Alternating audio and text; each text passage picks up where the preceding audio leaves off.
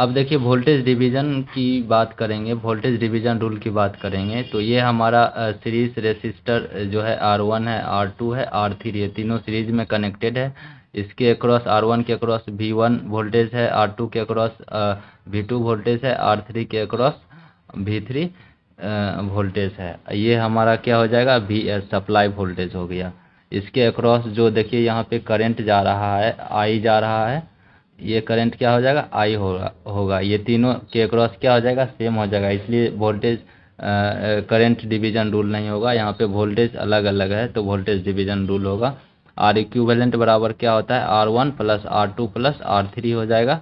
अब voltage V1 की बात करेंगे तो V1 बराबर क्या होता है, I होता है, तो IR होता है। तो I और R, I का वैल्यू सब में सेम होगा, I का वैल्यू क्या हो जाएगा, सब में सेम हो जाएगा। R1 का वैल्यू अलग होगा। तो R1 का वैल्यू निकालने के लिए क्या करेंगे, तो R1 का देखिए I बराबर क्या होता है, I बराबर V बटे R होता है। तो V बटे R ये हमारा क्या हो जाएगा, I का वैल्यू हो जाएगा, क्या हो जाएगा, I का वैल्यू और R1 का वैल्यू।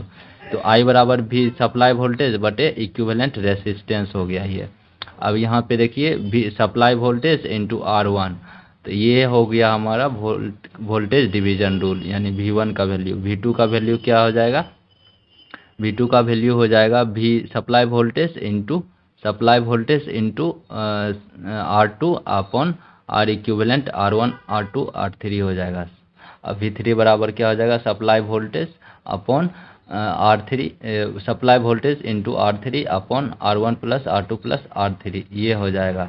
यानी कि वोल्टेज डिवीज़न रूल से अगर वोल्टेज जो भी वोल्टेज पूछेगा, यानी कि पहला वोल्टेज पूछा V1 का वैल्यू, तो हमारा सप्लाई वोल्टेज में मल्टीप्लाई होगा किसका, पहला रेसिस्टेंस का R1 का हो जाएगा, और बटे में क्या हो जाएगा, इक्विवेलेंट रेसिस्टेंस हो जाएगा। उसी तरीके से दूसरा पूछेगा तो supply voltage into R2 upon R equivalent.